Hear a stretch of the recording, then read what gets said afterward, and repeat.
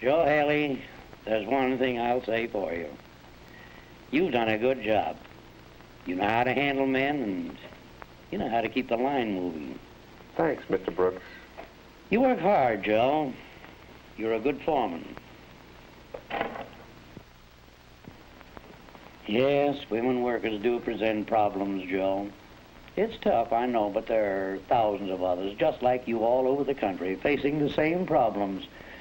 Pretty generally, you'll all find about the same answers. Well, I know most of the answers as far as the men are concerned. Well, I think we can say that the broad principles involved in the supervision of men apply equally well in the case of women. That ain't what I learned about women. There are some new and different problems, Joe. I'll admit that. Women scare me. At least, they do in a factory. Well, maybe the women are scared too, Joe. Let's see.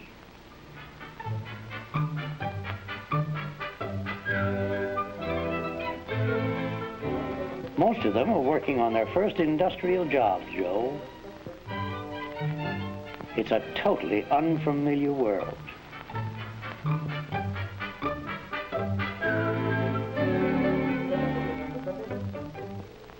You see, they're not naturally familiar with mechanical principles nor machines. Why, even the language applying to common processes and tools are new to them. It must sound like double talk to them. Now, if anybody wants a flam span, give with a double left-handed jerry wrench on account of it might subbobulate the orange crate with the torpid. On the other hand, if a span flam is wanted, that's single right-handed, providing the pressing puncture is adjusted to the conch front of 37 and 2/8. Is that clear? I know, Joe. It takes time to make them feel at home, but it can be done. You talk like a man who knows women. We'll see, Joe. We'll see.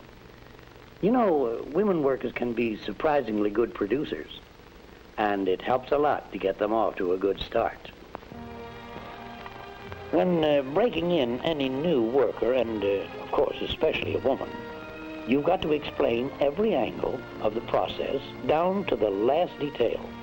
And since most of them lack mechanical background, you've got to study every job and subdivide it into simple operating steps. It's a good idea not to use trade terms, except, of course, where we must, and then explain in plain language exactly what such terms mean. And no matter what the job, he fits the tools and the work arrangements to suit the worker.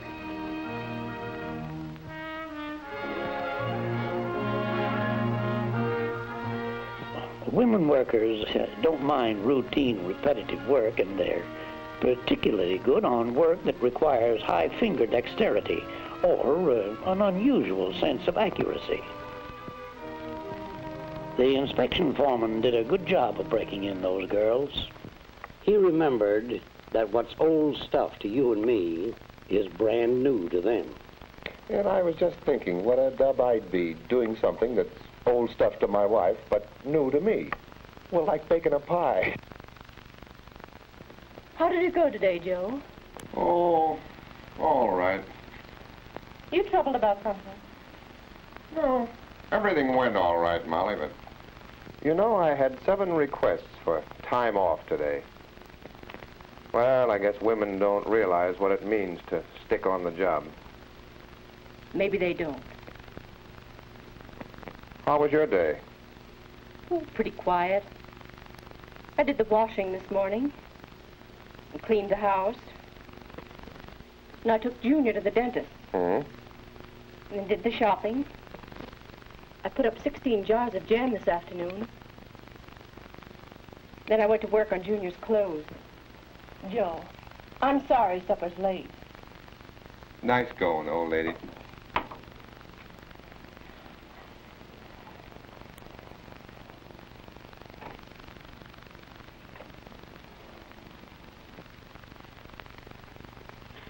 You know, Molly, I've been thinking. Yes, Joe. Maybe some of those women and girls coming into the plant, well, maybe they have home responsibilities, too. Could be. Maybe Maybe they really do need time off. Perhaps I could rearrange their work schedules for them. I'm sure they'd like that. So many of them have 2 jobs, Joe. One in the home, one in the plant. Gee, I'm glad I thought of that. Yes, dear. Good morning, Joe. Morning, Mr. Brooks. How go the ladies? Well, as a matter of fact, I was just jotting down a few points on that very subject from this manual of yours here.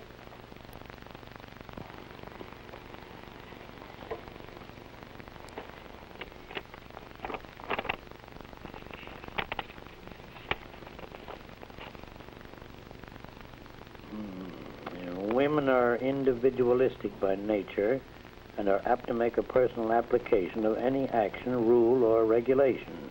You're telling me. The supervisor should scrupulously avoid spending too much time with any individual woman worker, holding everyone to the same standards of performance and avoiding any appearance of favoritism. That's a neat trick, if you can do it. Well, Joe, this all boils down to 4 things to remember. 1, don't mix pleasure with business. 2, women can be awfully jealous of each other. 3, avoid undue familiarity. And finally, women are more sensitive than men. I'll say they're sensitive. Why, only yesterday, after I finished talking to you, Yes? I saw a foreman take it right on the chin when he caught a girl working on her drill press without her safety cap on. Mary, you're supposed to wear a cap when working near a drill press. Well, why pick on me? The other girls aren't wearing their caps. Look, the rule book says wear a safety cap. So put your cap on.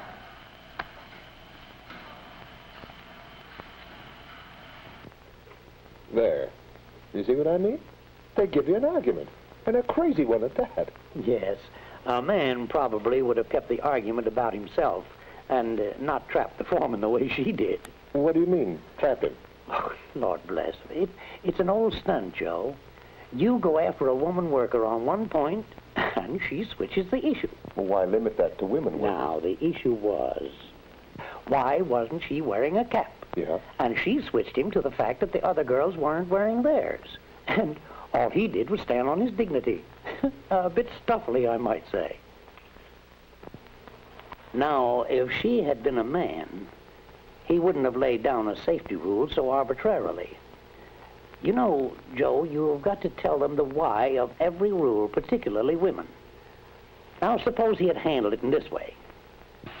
Mary, your hair was just about 2 inches away from the spill chuck.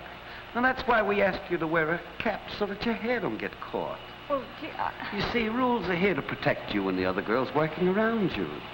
I saw some of the other girls, and they weren't wearing any caps. Right, but they're not working with machines. They just sit at a bench and assemble things. Nothing dangerous to them or the people nearby. You know, I never thought of it that way before. You have your cap with you, haven't you? Yeah. Okay, I get it. A foreman will always have the eternal feminine to contend with, Joe. You know, jealousy can cause you no end of trouble. Now, avoid spending any more time with one than with another. Ooh, treat them all the same, pleasantly, friendly, but with no favoritism. And above all, avoid undue familiarity. Watch the little things, Joe. The eternal feminine is very conscious of them. And finally, I don't have to tell you not to mix pleasure with business. To all the rules in supervising women, add just one more. Act quickly. Never let a situation get underway. Remember, Joe, we couldn't have won this without the help of the women in this plant.